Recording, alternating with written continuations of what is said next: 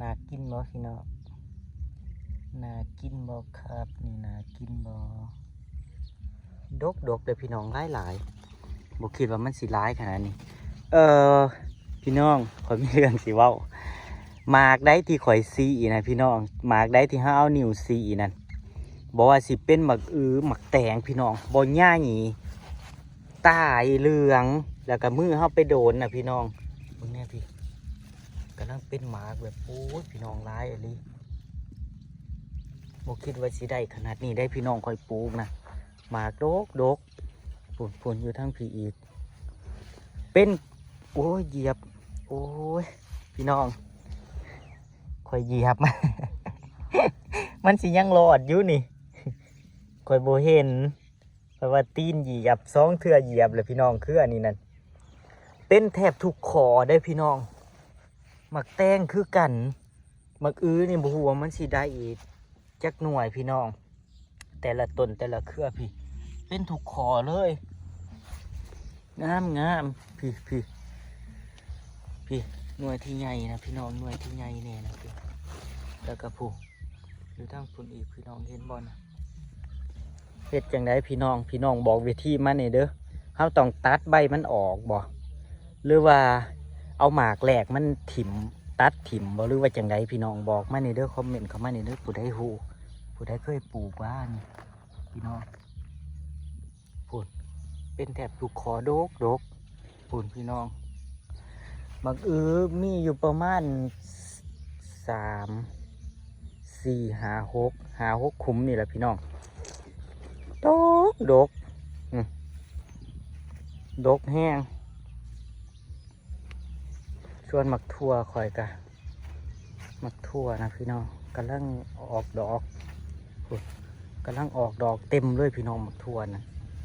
ออกดอกเต็มเลยคิดว่าสิบ่ได้กินพี่น้องคิดว่าสิมันสิตายเบิดเพราะว่าช่วงพักหนึ่งนะพี่น้อง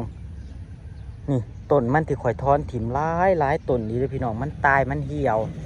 ชุดถ่ากันยังเหลืออยู่พี่น้องเหลือไว้ให้กินอยู่โอ้ยนี่คือต้นนี้มันก็เหี่ยวมันเป็นอย่างนี่มันเหี่ยวแบบนี้มันเหี่ยวลงก็สรุปก็คือสิได้ทอนถิ่มนี่ต้นนี่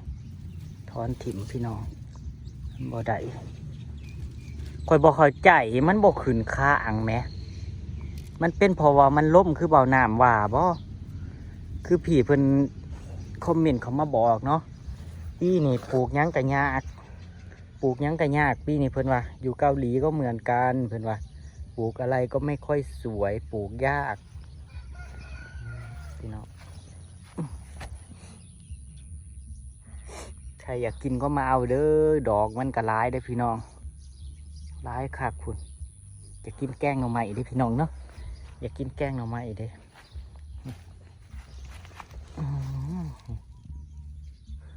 กับพวกนี้บ่แม่นผักชีผักหอมปลอมโทษเด้อพี่น้องผักหอมปลอมใครอยากได้มาเอาเด้อใครอยากได้ไปใส่ลาบใส่ก้อยใครอยากได้ไปกินไปเห็ดยังกับมาเอาเด้อหลายพี่น้องเอ้ยมันสิแก่ถิ่มละนั้นไงกับสิแก่ถิ่มละพี่น้องเอ้ยแต่ว่ามืออื่นขอสิลกโรงพยาบาลอยู่แล้วก็อันนี้เรือหลอดทิพตายสรุปก็คือบ่งามพี่น้องเบิ่งแน่แมงมากินแมงเต่าทองนั่นเต็มเลยจักเสียดจังใดพี่น้องคานตะวันดอกไม้เอามาแต่ไม่เสียวตุยออกเต็มเลยส่วนอันนี้ก็สิเป็นผักอีตูพี่น้องผักอีตูนี่ออกหลายเบิ่งเนี่ยคอยบอกคิดว่ามันสิออกขนาดนี้หันไปเบิ่งผักบุ้งพี่น้องผักบุ้งผัดว่าผักบุ้งเนี่ยมันคือออกแบบมันหยิกมันย่อยอย่างสิพี่น้องมันบบบูมขึ้นมาบาทเดียวนะนี่ออกมันหยิกมันย่อยจังสิคอยบอกเข้าใจออกที่ละต้นนั่นนะมันบกขึ้นมาแบบบาทเดียวส่วนกระเจี๊ยบกะสิได้กินอยู่บูมันถี่กันโผล่เนาะพี่น้อง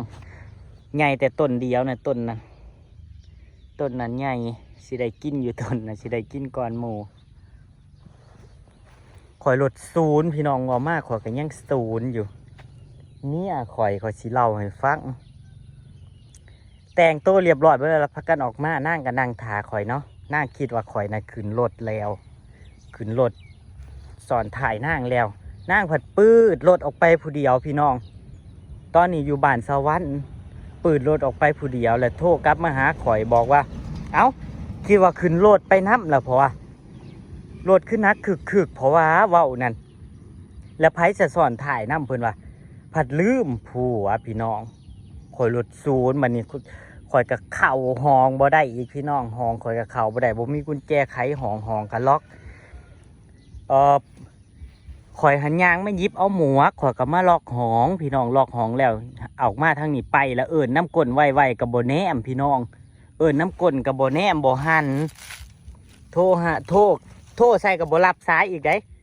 ไปจนหอดเถียงสวรรค์โทรกลับมาบอกว่าเอ้าลืมผัวเพราะว่าตลกพี่น้องบอกว่าไผจะขึ้นรถน้ำข่อยเพิ่นเว้านั่นสรุปแกคือล่ออาร์ตีมาหับบัดนี้ล่ออาร์ตีมาหับพี่น้องนางยังอาบน้ำอยู่นางว่าก็เลยเข้าสวนมาถ่ายผลไม้หลากใหม่พี่น้องเพิ่นหมัดแดงพี่น้องนี่แหละจ้าส่วนซึ่งมีคือสิบ่ได้ละพี่น้องนี่3 หน่วยนี่ มันเหลืองล่ะสิเก็บลงให้บ้านเท่าแม่พี่น้องสิเก็บลงให้เท่าแม่กินเพื่อให้เพิ่นกินกับลาบไก่เพิ่นอยากนี่งามดกแห้งพี่น้องอุ้ยหน่วยนี่งามแห้งนี่จ้าหน่วยนี่งามแห้งพี่น้องเห็นบ่นั่นงามแห้งอาการหนักบอกอาการมาบอกมาดูอาการนะอาการมันเป็นแนวใดเมาบ่หรือว่าหยังเมาหยังวัดว่าที่นี่ก็พ่นไปซะร้อนนะกินยาลืมผัวบ่จ๊ะติ้งตองกินพักลืมผัวบ่ติ้งตองพี่น้องยืนโบกอยู่ไวๆอยู่กันยังยืนโบกอยู่ไวๆรถทางก็บ่ได้ไวเลยขี่บ่ได้ก็คาดจะเว้านำแม่ยายคำอยู่เนาะเฮาน่ะจุสิย่างมาปิดประตูหน้าบ้านเฮาว่าเอ้ากันไปปิดประตูหน้าบ้านคือว่ารถไปไวๆกันแล่นมาอยู่ได้ต้นมากระถินนั่นก็ควกไว้แต่ยังว่าปัดตุ้งแต่ยังหัวควรจีน่าบอกว่าแน่โอ้อยู่กับโคลาอันนี้แหละจีน่าว่ะอาการหนักแห้งอารมณ์เสียห้องเฮ้ยห้องกับบ่อารมณ์เสียได้ห้องกับเขาบ่ได้บ่มีกุญแจรถตัวเองก็อยู่ได้ห้องมีการมาทำลงทำมาพัวกับไปใช้ลงทำเจ้ามาผู้เดียวเลยเอามันผัดไปลงรถตอนใดมีการเนี่ยว่าผู้เดียวมาเลยทุกทางว่าทันยังว่าอันช็อปเฉาเนาะมาฮอดเลยได้เฮ้ยเป็นช็อปเฉาเนาะมาฮอดก่อนเดี๋ยวได้มันก็บ่เว้าน้ำรีบตรวจจุกโทรศัพท์ออกมาเอาเฮ้ยตายเฮาก็เลยแชทหานั่งอ่านว่าอาจตัวสิไปใส่มือนี่นั่งอ่านว่าก็เลยให้นั่งไปหลับเพราะว่าแม่นั่งตุยบ่ได้ไปตุยนั่งหาหมูยังบ่เลาะซื้อหมูมากินกันว้ายอยู่เดียวโอ้ยเนาะจะมาเป็นหมวกบ้าพี่น้องมื้อนี้คอยสิถึกเลขก็นั่นยังคอยลืมผัวมื้อนี้คอยสิถึกเลขเนี่ยไปกินเบียร์น้ำนางไปกินเบียร์บ่50ใบตู้นั่งดิอีเสี่ยวจอนแซดมาบอกว่าเฮ้ยเสี่ยวมากินกับปุ่นเพื่อนเองเด้อมาเด้อบอกว่า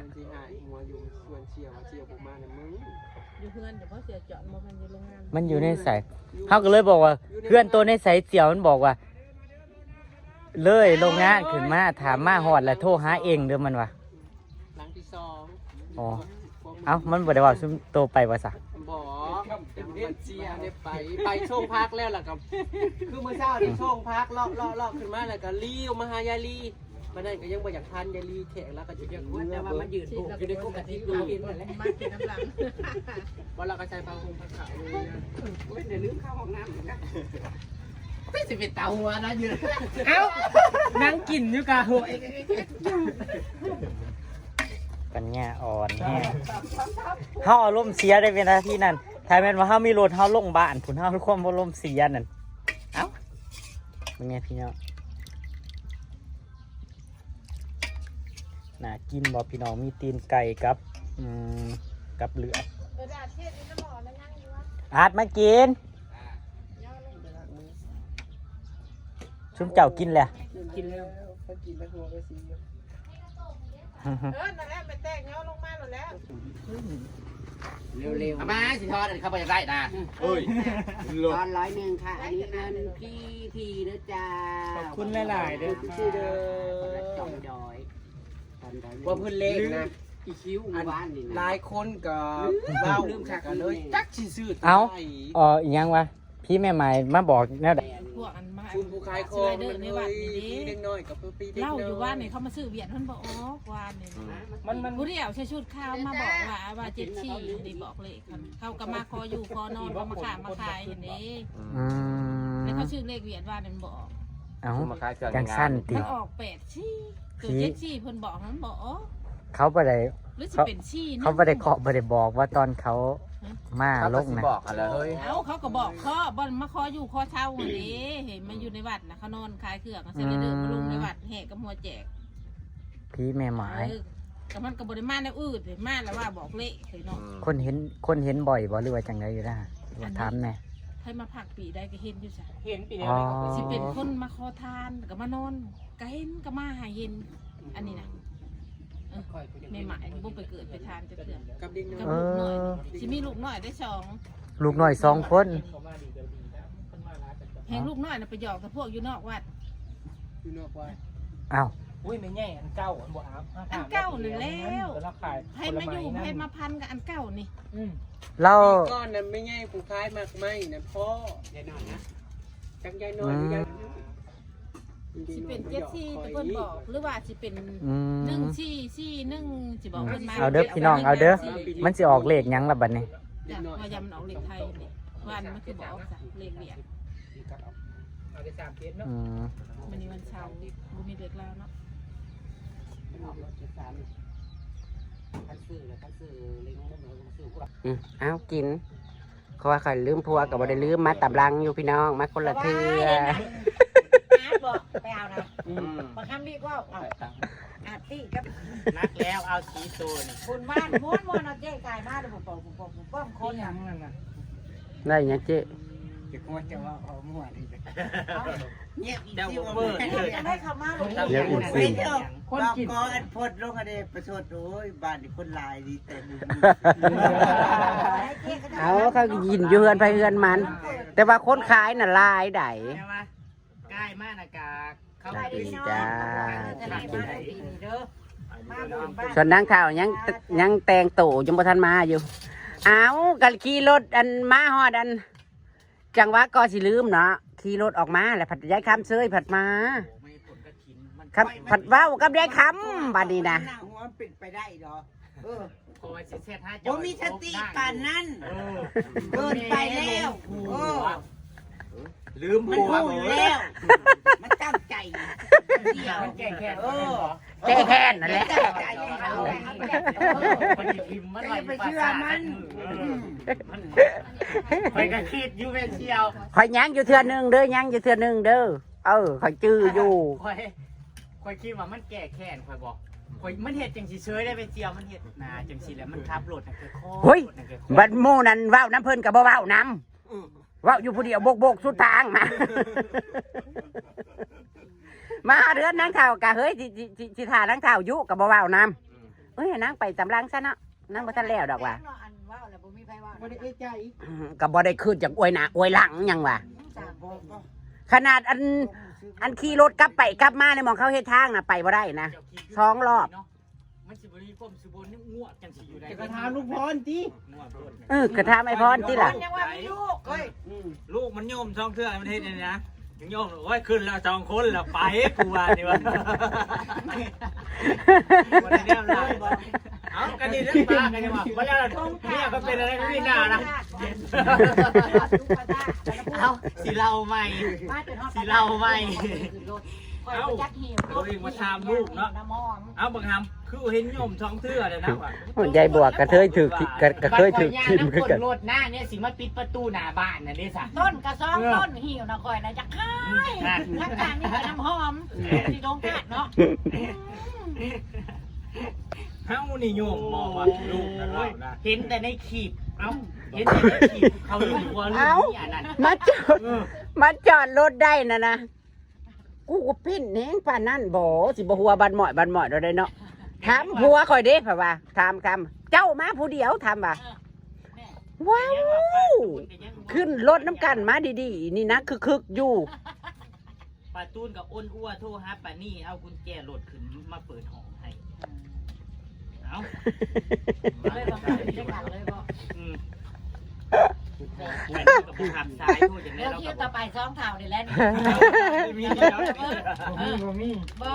โดดโต๊ะอยู่หรือเปล่านะผมลืมเจ้าผมยังอารมณ์เสีย เอาเนาะอีก อะไรยังไง ที่เฮาใส่หมวกแล้วนี่นะ อารมณ์เสียย้อนว่าเฮาโบก เฮาใส่หมวกแล้วก็บ่ได้เห็นใด ยื่นโบกขัดปัดตูนจนหัวขวนหน้ากับคาบรถอย่างหมวกได้หมวกบอกกับคนข้างหลังน่ะ ว่ากันใจคำพอดีเนาะสู่ จังว่า อันนั้นก็เอ้ยจะเป็นสวยคือมาสวยแต่หน้าเขาเป็นเวินมาซื้อสบู่ใส่นี่อยู่เฮ้ยบ้าได้สวยป่านนี้ยังสิให้ซื้อสบู่อยู่ว่ะมาฮอดอันเฮือนนางเฒ่าก็ว่าโอ๊ยไปสิถานนางเฒ่าอยู่บ่ไปก่อนนางแล้วนะเนาะนางคือสิบ่ทันแล้วดอกเฮ้ยอันเอ้ยเบื่อใกล้พันน่ะเพิ่นเฮ็ดข้างบักแตงได้หั่นเนาะเว้านะมาฮอดห้านแซงก็เอาแซงคืออันปิดห้านเฮ้ย ก็บอกว่าน้ำเบียร์ ก็บ่เว้าน้ำมาฮอดเฮือนน่ะอีเอิ้นกะเห็นไอ้เลิงอยู่ในหั่นกะเฮ้ยไอ้เลิงพุ่นเต้นย่องๆอยู่ว่ะ ว้าวผู้เดียวมาแล้วสุดท้าย มาทุกทาง มาล่า มาฮอดนี่ละกะเอ้ยเฮ้ยบ่ได้2เท่าน่ะมาคือมาฮอดก่อนเลย ทางหัวน่ะเห็นแล้วบ่โอ้ หามันเห็นหยังมันไปหาอยู่หากินกะ ให้ลูกข้ามเงินให้บ่ บอกไม่ใช่ขอเลขน้ำลูก โอ้ยกันนั่นแหละเลขกว่างก็เลขเบ้ เฮ้ย เดี๋ยวมันก็มาเดี๋ยวมันอย่าง เนาะนี่มือนี่น่ะเจซี่ลืมพวนน่ะมันสิออกเลขหยังพี่น้อง มันสิออกเลขกว่างก็เลขแบ้บ่สิถึกเลขบ่ เล็กกว่างมาเล่นเนี่ยยางรอให้เดี๋ยวลูก 3 4 7 4 เลขคือไอ้นั่นว่าอะไรคอยเบิ่งในอันโทรศัพท์น่ะก็3 5 7 5 3 4 7 4 อันนี้ไอ้พวกมันเลย อืม หมดก่อนแล้ว วันนี้เขามาย่างเบิกซอกทะเบียนเด้อโรย อืม บ่มากบ่ซื้อเรียนหัวน้องโต เล่าน่ะบ่พันน่ะเราสิขึ้นมาวันที่20บอกว่าสิ เดี๋ยว 21 เราจะมาวันที่3แล้วเราโทรมาบอกเด้ อืม นี่ละเจ้า สิใส่หูละลอยบ่ วันนี้รวยค่ะหุ้ยแนวใดก็มื้อนี้ก็สิถึกเลขว่าลีเลียวหัวได้หัวเบิดมือ มื้อนี้นะเจ้าลืมปู่ คอยพันว่าลูกคอยตาย เอา พันว่าบางคำบ่อยตาย มันอยู่เท่าไหร่ อายุรถต่อ เป็ดเลย 18ก็เป็น19 รถต่ออายุแล้วนะ ว่าแม่อีพาน่ะโทรมาแหละอันป้าบัวคอยขอโทษทั้งว่าทั้งหายดิ ต่ออายุ มึ ขึ้น ง นะ เป็นเนี่ยมึงว่ามาเดี๋ยวนี้แหละกัน คอยกันยัง นี่ ปั แต่ น คอยขอโทษเลยได้ยินเสียงประวอนว่าน่ะกูว่าแล้วกูบอกว่าอย่าให้มันกี้รถจักรนั่นเห็นบอกก็ต่ำตายเลยเด้ดิขอโทษจำใจเหลืออยู่ ไหลนะ18ก็ขึ้นเป็น19ต่ออายุขึ้น ว่ามันขี่รถจักรแล้วรถชนมันตายบอกเรานะ 19เลข19 แม่กระเบื้อ18แมวป่า สาธุขอว่าต่ออายุให้ลูกขอให้ขอว่านี่แหละตื่นมาแล้วก็ว่าผู้เดียว น้ำเซลแต่ละเฮือนแต่ละซานพี่น้องจ้า ไปพี่น้องกำลาพาจากกันพี่น้อง ไปตามคลิปหน้ากราคาบ่ได้ทิมเด้อจ้าพี่น้องมาก่อนซื่อ แค่นี้แล้วก็บ้านเขาก็เป็นผู้ดี ๆอืม เตรียมเนื้อชาร้อยบุญ เงิน200ต่อพี่น้องเจแหละก็ว่าไปแว่ในเด้อยังบ่ทันได้ไปแว่นางนะคะ เสียเงินมา100 ไปตามคลิปหน้า แต่ทรงงามๆเพิ่นหันมาแงนะ